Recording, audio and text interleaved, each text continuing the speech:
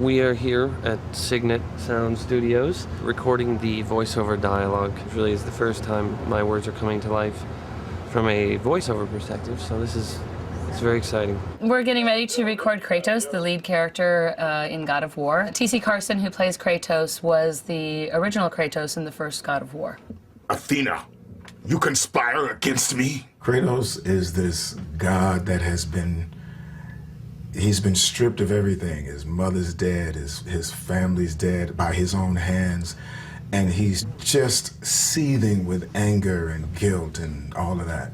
Return to Sparta and prepare for battle! People who play the game, they like being Kratos. You know, they like having that power. They like wielding that power. I, as a voiceover actor, I like wielding that power. You defy the God of War? I have a lot of rage. It's really not good. I'm trying to work with it, but you know, I can't do like Kratos does. I can't go out and just maim and mutilate people. I have to go and meditate. And sometimes it works and sometimes it doesn't.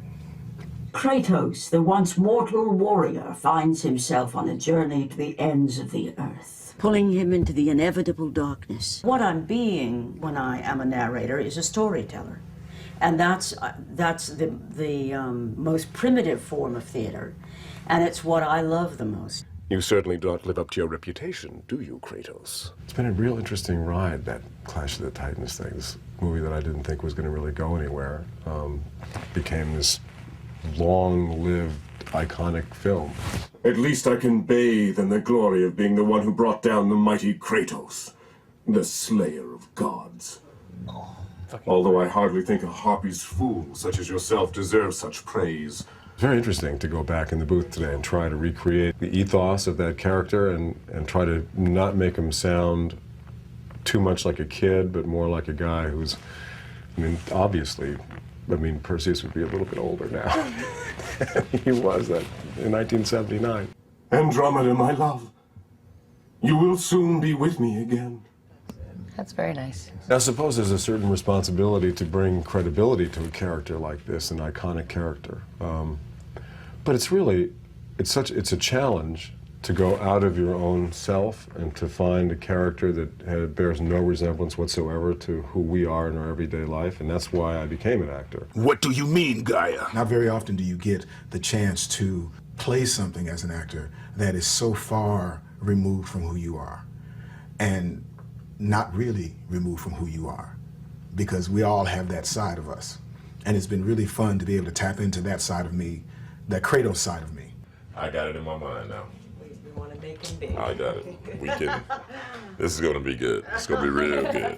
I'm very excited about Atlas. To me, it was a big coup to get Michael Clark Duncan, because when I thought about Atlas, that's the voice that always attached it for me. He has an incredibly powerful, commanding voice. You dare show your face to me? Who breaks my chains of torment? He's a physical character. He's one of the strongest guys in the world. Actually, he carries the world on his shoulders. You know, to carry that around with you, especially for eternity, I can't even imagine. You have everybody's burdens right on your shoulder, and it must be very painful. He's so big, he has absolutely no care in the world, so there isn't any need to push it out. His voice is so powerful, even in a whisper. Yeah, I'm still shouting a little. You don't have to shout at all. Don't Thank shout, you. yeah, don't shout at all. You don't have to push it at all. The relationship between me and the voice director is very unique, because she is giving you, or he is giving you, specific directions on how you should say the line. That director is there to help you get a physical and a mental picture of exactly how this character should be played. I could not do this any other way without having somebody back on the other side tell me, okay, Michael, say it like this, say it a little softer, say it a little bit more angrier. They're very essential to what I have to do.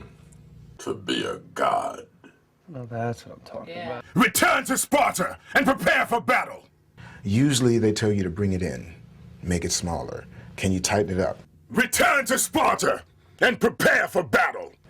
In game world, bigger is definitely better. And in a game like this, you really can't be too big. This is take 9, and... This ends now! That's good. Very nice. Well, we're being quite a team today, huh? It's great to work with people who can work with you, who know how to work with you, and know how to get the best out of you.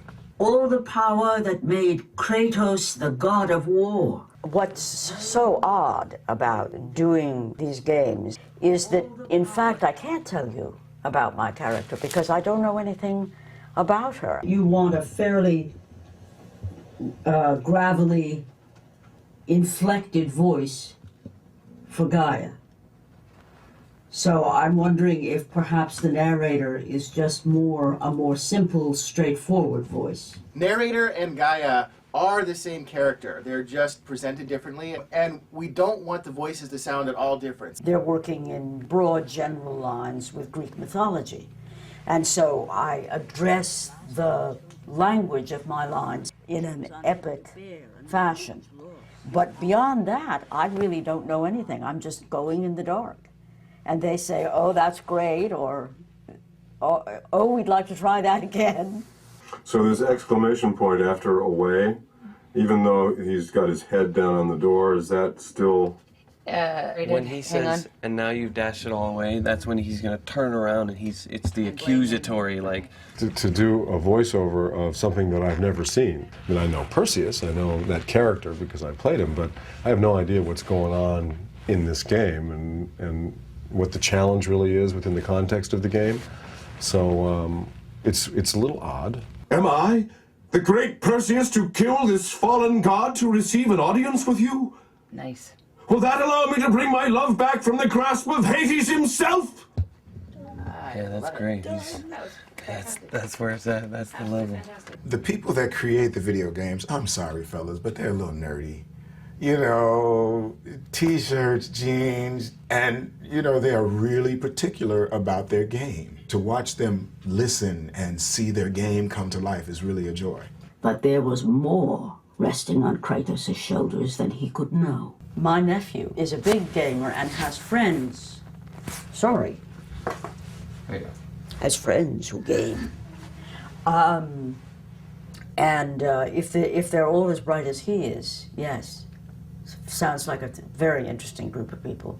Fight, Spartan. I missed by a long shot being a computer kid. I was one of those people who had to learn how to do it in my 40s. So you're not a gamer? I'm not a gamer, no. My experience with video games in general is that right there. But, you know, I'm from the generation where, you know, computer stuff is, you know, we getting through it. A war the Titans believed we must win. I used to play video games, the racing, and I got kind of geeked up on that, and I found myself spending like 5 and 6 hours playing this racing game, and it just took too much time. And I said I should be doing something else more productive. To me, I don't get it. But then again, you know, I'm an old fart. Nothing will stop me in my quest. I will have my vengeance! I saw some of the pre-animation stuff, and they had put the voice in already, and to see the character move and to hear my voice come out of that, it was a trip. I would like to get that body right there. Maybe a couple more pounds, a couple more push-ups, I'll be there. It's a good thing I don't have to turn into that, isn't it?